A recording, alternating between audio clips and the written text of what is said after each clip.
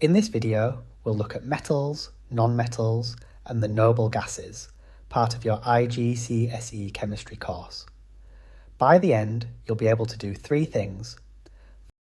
First, tell metals and non-metals apart. Second, compare their properties. And third, explain why the group 0 noble gases are so unreactive. The periodic table is split into metals and non-metals. The metals, the great majority of elements, are found on the left and in the centre. The non-metals are gathered over on the right-hand side. A rough zigzag line steps down the right of the table, dividing the two. Knowing which side an element is on tells you a lot about how it behaves. Let's compare them. Metals conduct electricity, most non-metals don't. Metals are strong and malleable. They bend and can be hammered into shape, whereas non-metals, when solid, are brittle and snap. Metals are usually shiny, while non-metals tend to be dull, and metals usually have high melting points, while non-metals are generally low. There are exceptions, but those are the usual patterns. Finally, group 0 on the far right, the noble gases like helium, neon, and argon.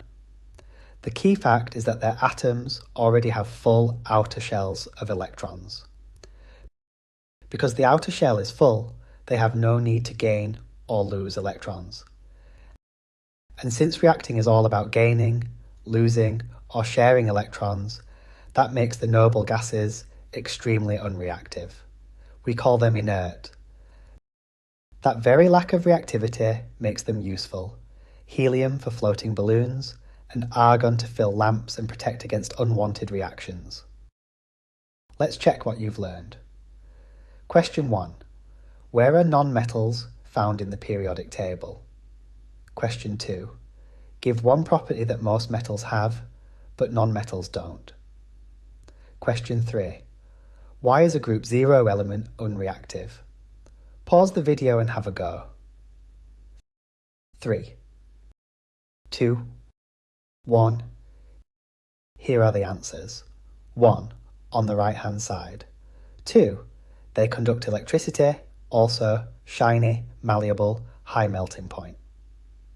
3.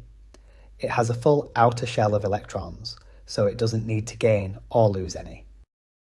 Thanks for watching.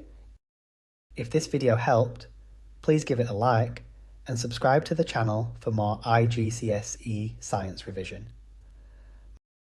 My revision workbook is available from the link in the comments.